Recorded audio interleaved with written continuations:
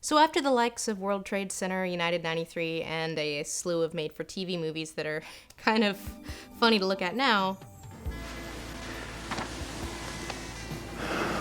I'm gonna need you at my side at all times. Consigliere. there were those that decided, hey, maybe it's time to lighten up. I wanted to say I'm sorry. I was in my mid-20s and I was going through a lot of stuff. I think I never really processed 9/11. Lindsay and I have hit a bit of a rough patch. Really? When did that start? Well, I don't want to blame it all on 9/11, but it certainly didn't help. Team America World Police, hi again Matt Stone and Trey Parker, is basically one extended 9/11 joke.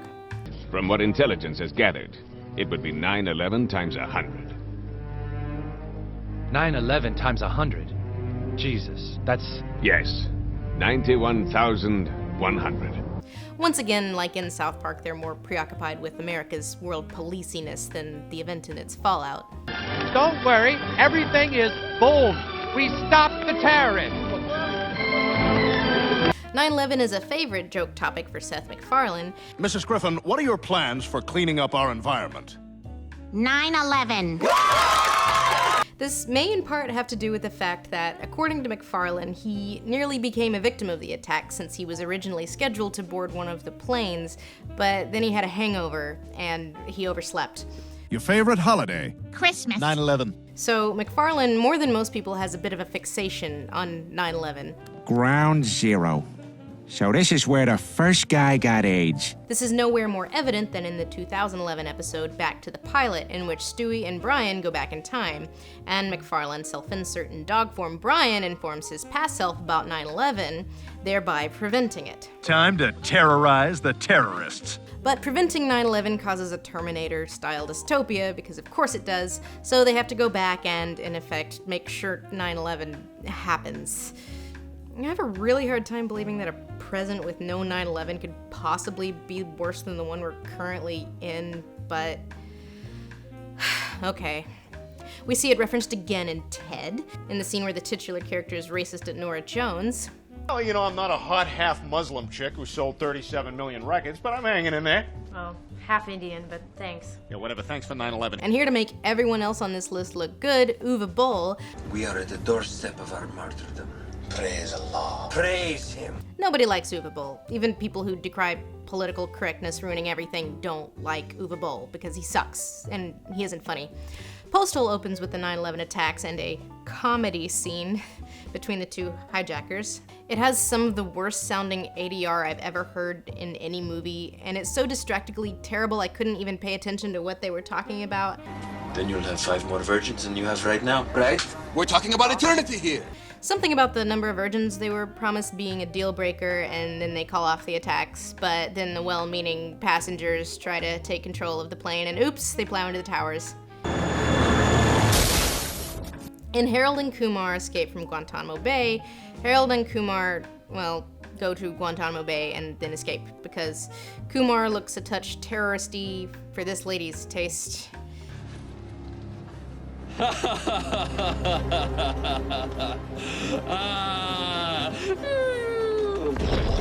also this. This is just a bomb. So here's the thing. I feel like taking drugs on a plane is still gonna get you in pretty big trouble. Like, not Guantanamo Bay trouble, but never mind. They spend about 5 minutes in Gitmo before going on a road trip and eventually getting high with George W. Bush. And the problem with this one, unlike the first Harold and Kumar, is it's not very clever. Like, it doesn't really say much about the post 9/11 atmosphere other than poking fun at the paranoia. And the scenes in Guantanamo are like... You boys ready for your cock meat sandwich? You know what's funny? Prison rape. Cause I got a whole lot of sandwich waiting for you. Yeah! Holy shit! All right, let's get going. Hold up. Man. It's hilarious. Ain't nothing gay about getting your dick sucked. You're the ones that's gay for sucking my dick. I hope this scene never ends. But we would see the white lady mistakes brown guy for terrorist template time and again. وانت بورشة؟ A 9/11. Oh, 9/11, it's the best. The Sacha Baron Cohen not very good comedy The Dictator borrows from it.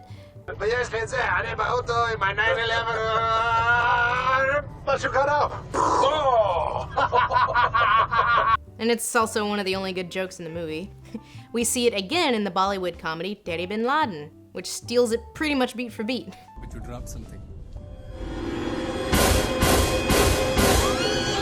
Side note, this movie also features one of the more hilarious American accents in all of moviedom. Gentlemen, I present to you Operation Kick-Ass. So that's what other countries must feel like when we do it to them. A 2008 episode of the Sarah Silverman program has Sarah do like a 9/11 tribute after repeatedly mistaking bearded men for Osama bin Laden and running them over with her car. Osama bin Laden! I'm not sure what this one adds to the conversation. I'm an airplane! I'm just flying around, living my day! But meanwhile, in other parts of the world, there are actually a surprising number of Bollywood movies on the subject. One of the early ones is called Madhoshi and came out in 2004. And it begins with a family who's got one sister at a wedding and another sister who works in New York, and she calls home and they're talking and, oh no. We are fine, Papa. Aap kaise hain? Oh no, this isn't going where I think. Me okay?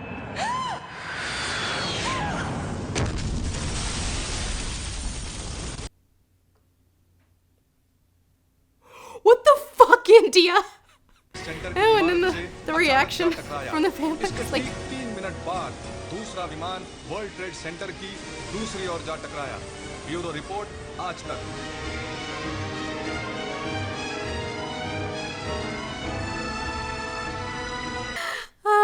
Okay. Sorry. That CG. I mean, it looks like Postal. Come on. Maybe that's where Uwe Boll got the idea. But anyway, most of the movies using 9/11 or 9/11-ish plot points in India don't come out until after 2008. There was a dark by Bollywood standards thriller simply titled New York about a group of college friends at the fictional New York State University, which appears to be in New Jersey. Well, they're good friends until one day 9/11.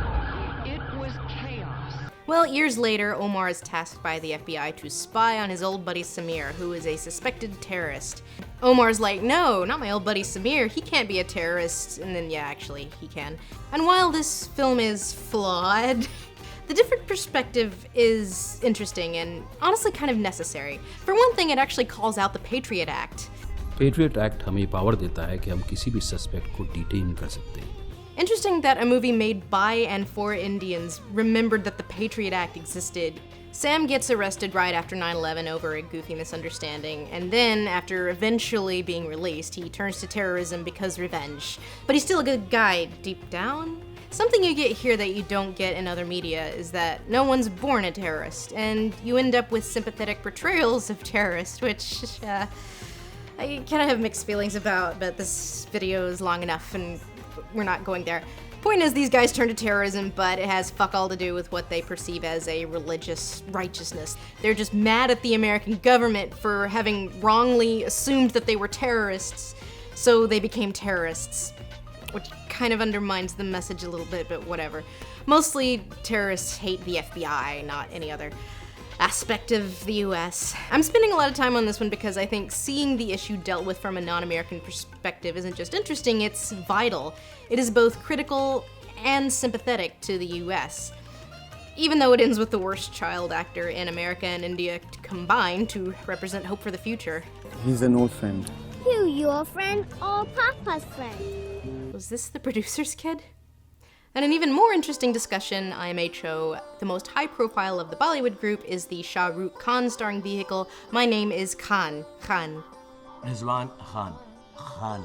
This one is a double issue movie, as the innocent, virtuous, naif protagonist Rizwan is a Muslim with Asperger's syndrome, and, let's just leave the discussion of that depiction for another day. No. The movie begins with an uncomfortable scene of Rizvan getting detained by the TSA for acting weird, only the reason he's acting weird is because he's autistic. And it is a pretty powerful start to the film, and it's based on Shah Rukh Khan's personal experiences. He's gotten detained many times, but this movie. So flashback to before 9/11, the land of hearts and flowers and sunshine. He moves to San Francisco, falls in love with and marries a Hindu woman, but then 9/11. And suddenly they are persona non grata because Allah. This movie is just fascinating, and it could be a really long video on its own right, but yeah, things weren't great right after 9/11, but it wasn't like every night was Kristallnacht. So the discrimination experienced by Rizvan, his wife, and stepson mostly comes from the apparently overtly Muslim-sounding surname Khan. My last name is Khan. My husband is Muslim. Which... Okay, here's the thing. When Americans hear the word Khan, the connotations in order go... Khan! And Genghis, and... Chaka Khan, Chaka Khan. But... Okay, I'm not trying to make it seem like things didn't get worse for Muslims in America right after 9/11, but my name is Khan, it lacks a certain nuance. Of all the world's religions, Islam is the most violent and aggressive. It encourages killing, or jihad as they call it, in the name of God. Eine Minute bitte. Oh god, we could spend all day on this. And not to be even more Debbie Downer over here, but let's just say shit's way worse now than it was back in 2001. Like, to compare, this is George W. Bush in 2001. I also want to speak tonight directly to Muslims throughout the world. We respect your faith. The enemy of America is not our many Muslim friends. And here is the Republican nominee today. I think Islam hates us. Total and complete shutdown of Muslims entering the United States. It was a different time. While this film did get a limited American release, this was not meant for an American audience.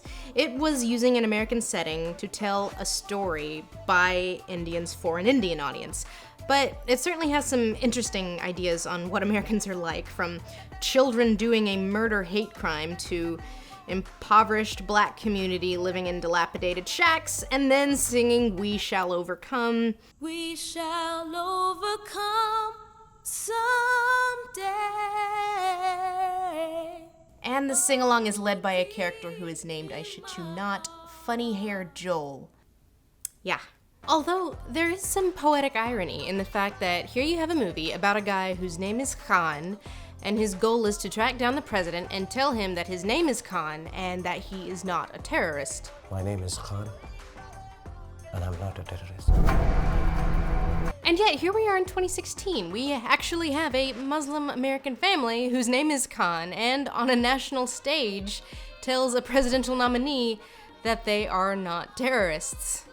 Donald Trump consistently smears the character of Muslims. Maybe this movie isn't so far-fetched after all. There are a bunch more Bollywood movies that, if not directly dealing with 9/11, then a 9/11-like event. But most of them didn't come out until after November 26, 2008, or 26/11 as it's known over there. The November attacks in Mumbai that were among the most deadly terror attacks in India up to that point. And this was not a one-off thing. India has had a big terrorism problem for a really long time. So a lot of Indian films deal with terrorism, and in these few cases use the Indian diaspora to do so. And I think that plays into the idea that societies have a need to deal with the thing that happened, but indirectly is more palatable than directly. So one way of doing that was to make movies about terrorism that don't take place in India. Therefore 9/11, which is not as intimate or painful to Indians as 26/11, but still addresses that need to, deal with a thing. It is, in the end, an appeal to hope. एक American team में मुसलमान बच्चा खेल रहा है जिसका बाप terrorist था और इन्होंने उसे हीरो की तरह अपने कंधे पर उठा रखा है।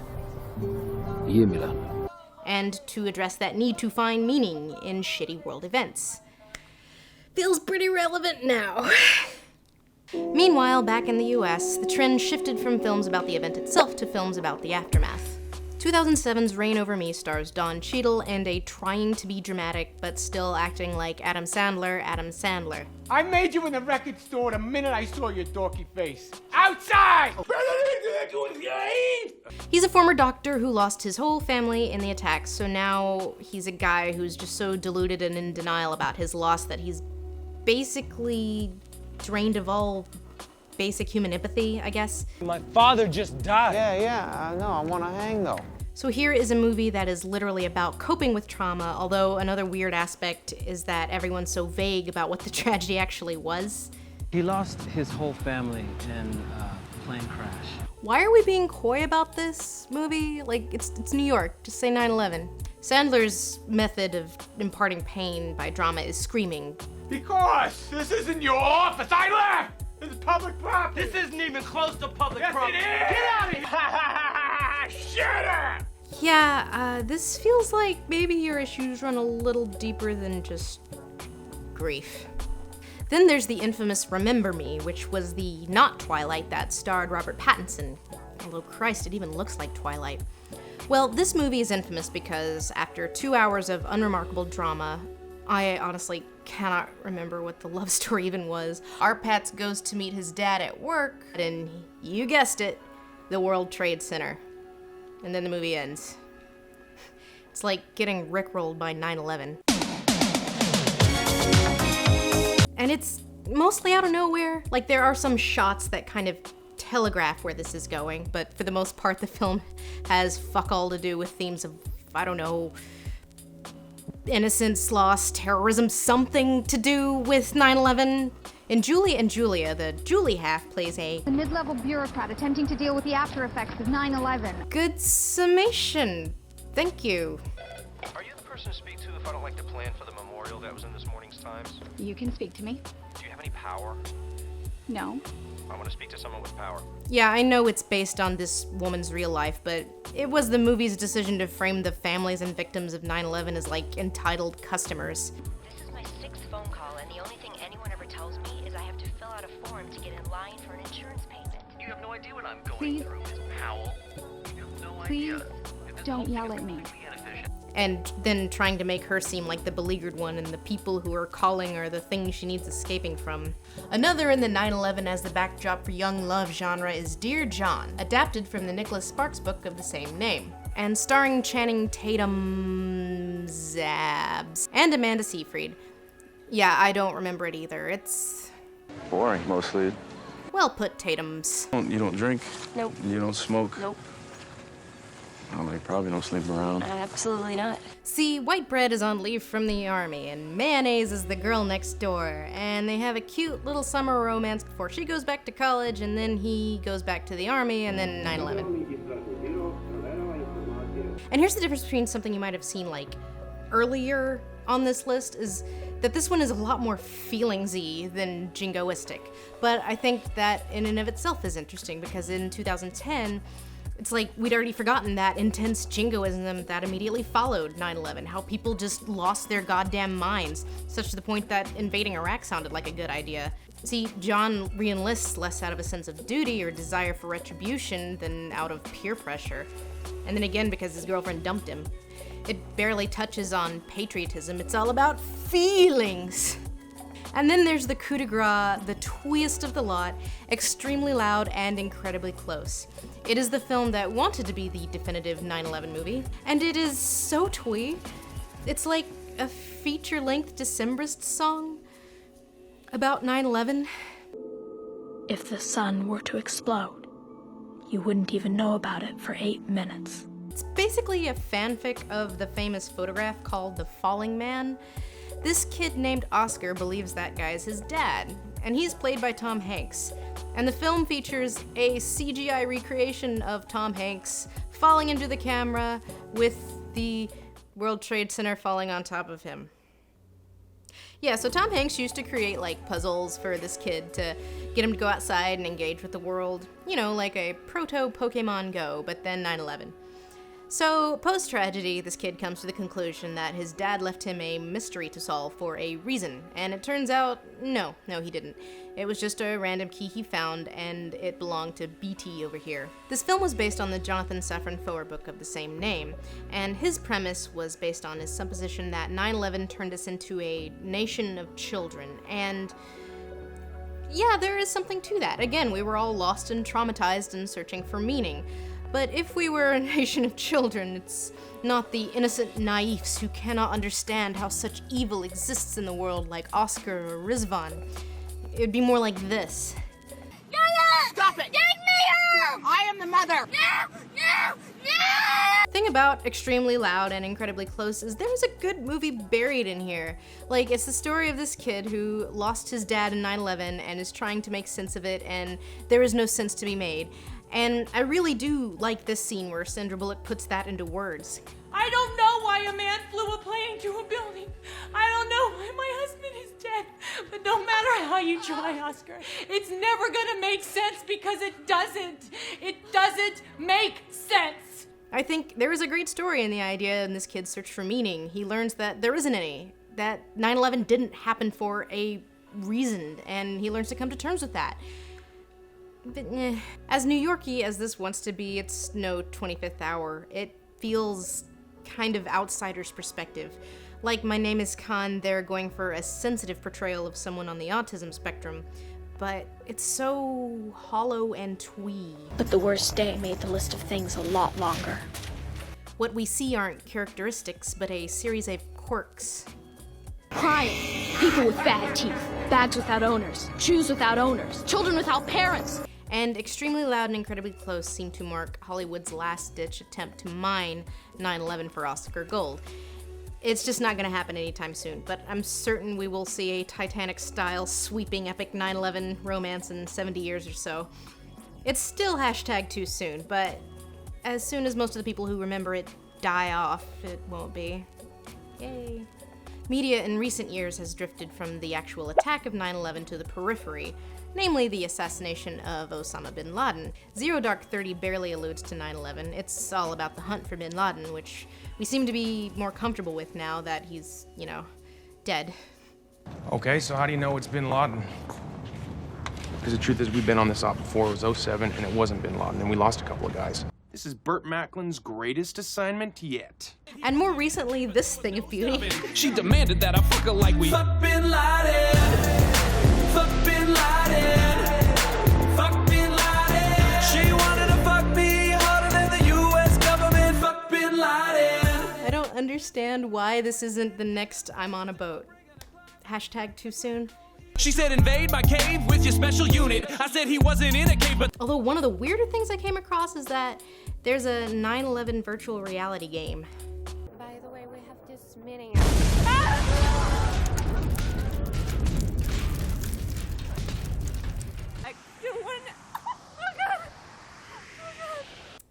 Yikes. As with most historical events, the further you get from it, the more it feels like fiction. Like with Titanic, more than 1,200 people died tragically, but it wasn't weird making a sweeping fictionalized soap opera romance in 1997. But we're still not there with 9/11. Thank God. I don't know where we are, honestly. I went to the 9/11 Museum on Ground Zero in researching this episode. I'd read from families of the victims that they didn't really like that the worst day of their lives was now a tourist attraction. I'd heard also from personal friends that there was a trend of foreign tourists and teenagers too young to remember it being loud inside the museum and using selfie sticks. But I did not find that to be the case on the day that I went. The truth is, I had kind of buried what those days and months after 9/11 were like. I went to the museum to research for an episode and ended up reliving 15 years of emotions that I didn't realize I had buried, and that we as a culture haven't really processed, which I think in part might be why we are lashing out the way we are. We may never fully process that collective trauma, so we just kind of bury it, and despite all evidence to the contrary, we act like we've moved on. Negative and unexpected events are the most likely to trigger spontaneous attributional searches for meaning, and I think we need to understand that about our culture, And it's an important element in understanding why our media is the way it is when it is made. That's why Spielberg made what was, in my opinion, the most successful 9/11 movie with War of the Worlds. It was a pretty overt reference, but that was what it was going for. Spielberg was intentionally trying to capture that terror, that confusion, that desire for retribution. We get back at them! We get back at them! That encapsulated that post-9/11 atmosphere. And that's why Man of Steel ended up being somewhat controversial for its similar use of 9/11 imagery. And then in response to that controversy, ham-fistedly doubling down on his 9/11 parable and its sequel. Some people responded to it positively, some thought it was disgusting and exploitative. Hashtag too soon. If you're going to appropriate collectively traumatic imagery, it had goddamn better well say something. And that's another reason why the Marvel Cinematic Universe is overall less controversial, because its imagery isn't so overtly 9/11-y as the DC Universe, but all the same, it draws on real-world conflicts. Lots of battles that are meant to echo real-world sentiment, but Captain America has never, for instance, gone up against Islamic extremists, or even Nazis for that matter. Just fake Nazis. No one in the Marvel Universe ever claims a real-world religion as their motivation. It mirrors our world, but not too much, not uncomfortably so. There's a catharsis for a thing without actually talking about the thing. Even in Iron Man, while the trouble starts in Afghanistan and Tony spends plenty of time terror-assing over there, none of the terrorists' motives seem to be based in some perceived holy war. They speak Arabic, Urdu, Dari, Pashto, Mongolian, Farsi, Russian. See? Hey, these guys are from all over the place and totally not Saudi Arabia. It's more palatable to an audience to deal with this indirectly than directly. That's why Bollywood prefers 9/11 to 26/11, and why Hollywood uses evocative imagery rather than the direct subject of 9/11, because when they do, it tends to suck. And from a personal recommendation standpoint, I recommend that everybody reads The Looming Tower by Lawrence Wright. It won the Pulitzer in 2006. It goes into great depth about why Al-Qaeda is the way it is. There is one connective theme here, and that is the desire to make sense of what happened. It's why some people have decided that it was actually a part of a vast conspiracy, rather than the fact that, yes, 11 guys armed with box cutters were really able to hijack these planes and change the course of world history. And there is no one answer for that, nor really any satisfying conclusion to come to, because the subject is in itself so complex and all-encompassing. We all have our own conclusions.